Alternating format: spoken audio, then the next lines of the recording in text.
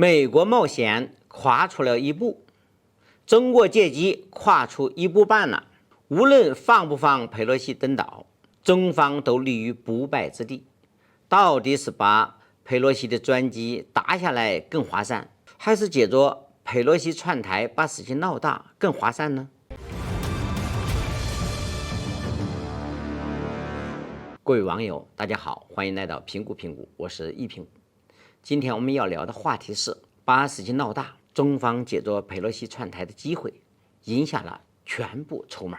佩洛西慌慌张张完成窜台之后就走了，但是由此引发的连锁反应还在继续，这给中国带来了前所未有的机遇。发展来看，这一事件很可能会成为中美博弈的重要转折点。中国再一次在家门口给美国定规立制，并且迫使美国不得不接受。在佩洛西窜台计划刚刚曝光的时候，中方各部门接连发出警告，外交部表示严阵以待和一切后果由美方承担。国防部表示，军方绝对不会坐视不管。直到佩洛西接受窜台之旅以后，大家这才真正回过味来。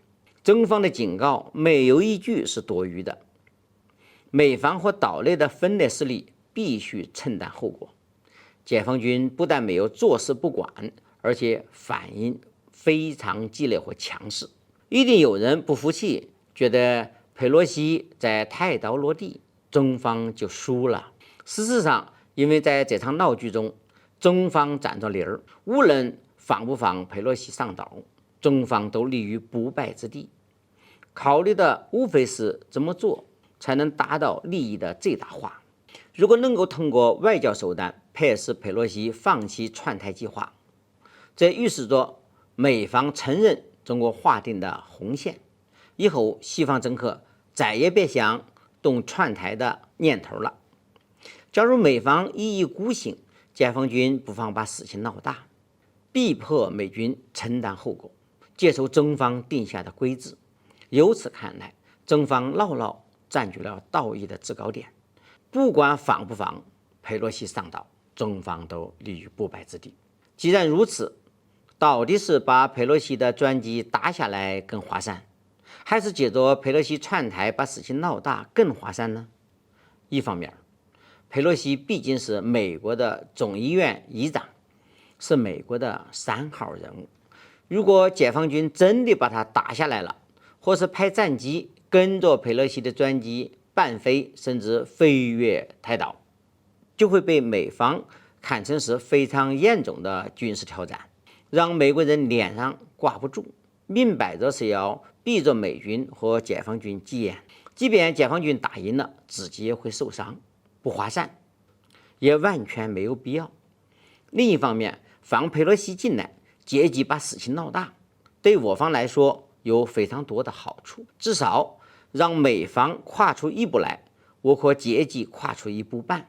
其一，解放军宣布在佩洛西离开的第2天开始军演，意思是我们可以放佩洛西安全离开，给美方留够颜面。但是美方已经踩到了中国的红线，解放军早就警告过，不会坐视不管，稍后必定会有军事行动，也请美方不要说三道四。其二，佩洛西窜访台湾，给台独势力释放了错误信号。解放军围着台岛进行大规模军事演习，进一步宣示主权，是对美方挑衅的被动反制。假如美军单干夺关县市，那就是和中国撕破脸，解放军绝对不会客气。其三，岛内的割据政权以美谋斗之心昭然若揭，必须为此付出代价。除了经济上的制裁之外，解放军展示封锁台岛的能力，告诉岛内的分裂势力，以后必须夹着尾巴做人。解放军掌握着台岛的海空生命线。在这场斗争中，我方得到什么呢？首先，随着佩洛西窜台行程的结束，紧随其后，美军部署在巴士海峡以东的里根号航母也灰头土脸的离开了，任由岛上的分裂分子自生自灭。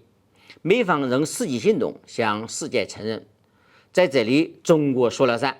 之前美方多次讲的美台关系坚若磐石，就是一个国际笑话。其次，解放军除了围着台岛举行演习，而且对海空航道进行管制。此前美军一直叫嚣的维护航行自由，此刻却噤若寒蝉，告诉世界美军的维护航行自由有多么虚伪和不靠谱。其三，日本前首相安倍和现任防相岸信夫都叫嚣台湾有事就是日本有事。如今解放军都把台湾岛给围起来了，日本除了要接受几枚导弹以外，什么也做不了。从此以后，日本的这个牛皮再也吹不响了。最后，面对解放军的环岛演习，台军连大气都不敢出一声。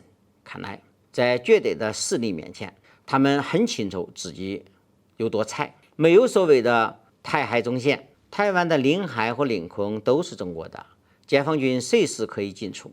此前岛内分裂势力幻想的一无俱通，已经成为假把式了。好，今天的话题就聊到这里，谢谢收看，我们下期再见。